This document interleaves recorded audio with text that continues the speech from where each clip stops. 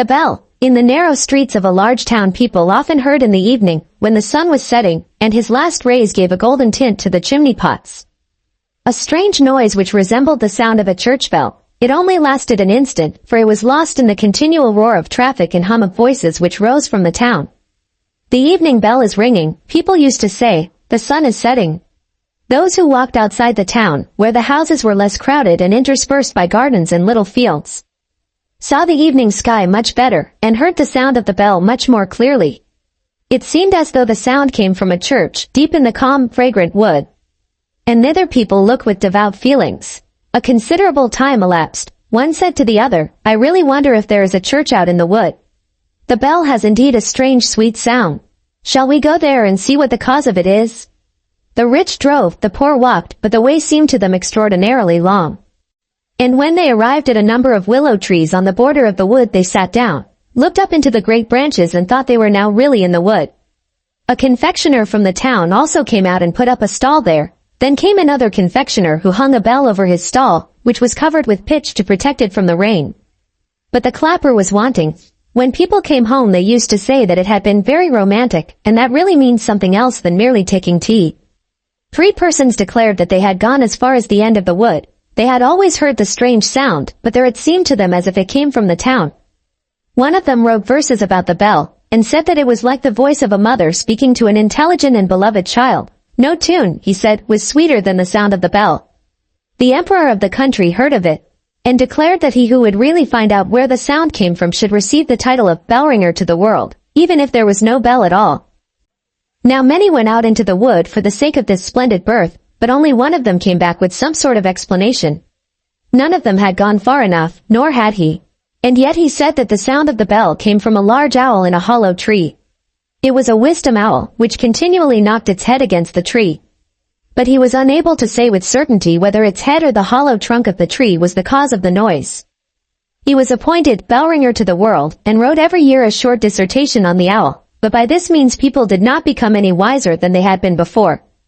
It was just confirmation day. The clergyman had delivered a beautiful and touching sermon. The candidates were deeply moved by it. It was indeed a very important day for them.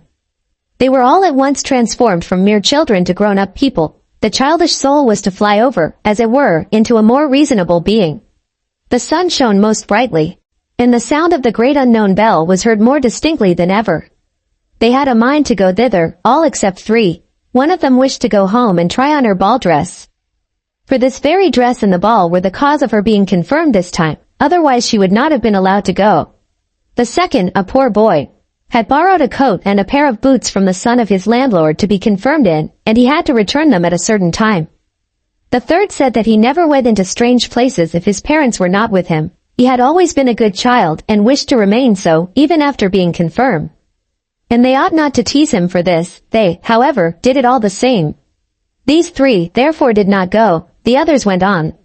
The sun was shining, the birds were singing, and the confirmed children sang too, holding each other by the hand, for they had no position yet, and they were all equal in the eyes of God. 2 of the smallest soon became tired and returned to the town. 2 little girls sat down and made garlands of flowers. They, therefore, did not go on. When the others arrived at the willow trees, where the confectioner had put up his stall, they said, Now we are out here. The bell does not in reality exist, it is only something that people imagine. Then suddenly the sound of the bell was heard so beautifully and solemnly from the wood that 4 or 5 made up their minds to go still further on. The wood was very thickly grown. It was difficult to advance. Wood lilies and anemones grew almost too high. Flowering convolvuli and brambles were hanging like garlands from tree to tree, while the nightingales were singing and the sunbeams played. That was very beautiful, but the way was unfit for the girls. They would have torn their dresses. Large rocks, covered with moss of various hues, were lying about. The fresh spring water rippled forth with a peculiar sound. I don't think that can be the bell, said one of the confirmed children. And then he lay down and listened.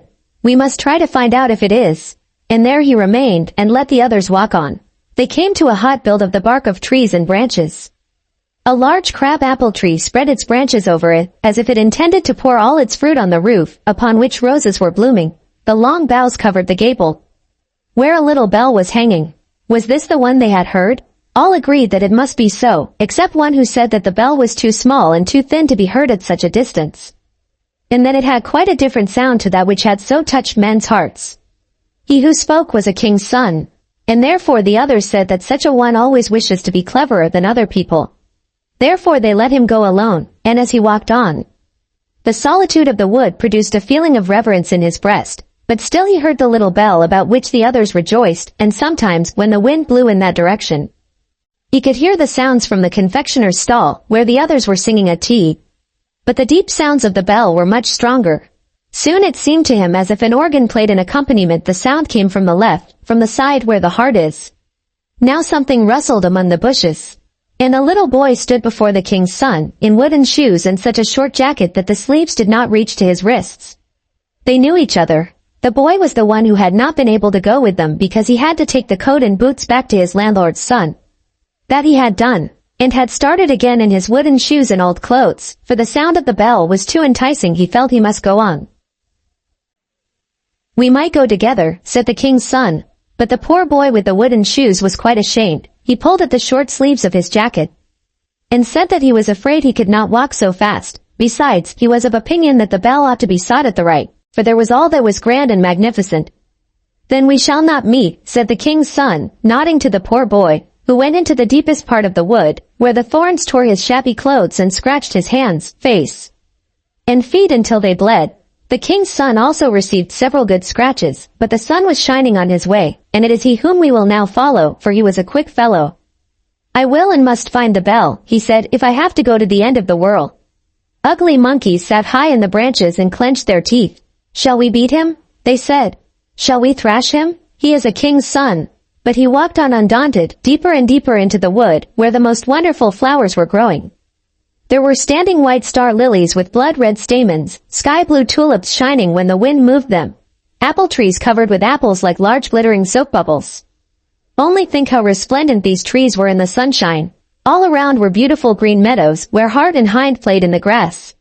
There grew magnificent oaks and beech trees, and if the bark was split of any of them, long blades of grass grew out of the clefts. There were also large smooth lakes in the wood, on which the swans were swimming about and flapping their wings. The king's son often stood still and listened. Sometimes he thought that the sound of the bell rose up to him out of one of these deep lakes, but soon he found that this was a mistake, and that the bell was ringing still farther in the wood. Then the sun set, the clouds were as red as fire. It became quiet in the wood. He sank down on his knees, sang an evening hymn and said, "I shall never find what I am looking for. Now the sun is setting, and the dark night, is approaching. Yet I may perhaps see the round sun once more before he disappears beneath the horizon. I will climb up these rocks, they are as high as the highest trees." And then, taking hold of the creepers and roots, he climbed up on the wet stones, where water snakes were wriggling and the toads, as it were, barked at him. He reached the top before the sun, seen from such a height, had quite set. Oh, what a splendor! The sea, the great majestic sea, which was rolling its long waves against the shore, stretched out before him.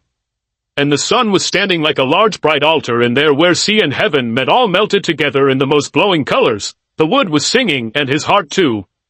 The whole of nature was one large holy church, in which the trees and hovering clouds formed the pillars, the flowers and grass the woven velvet carpet, and heaven itself was the great cupola. Up there the flame color vanished as soon as the sun disappeared, but millions of stars were lighted.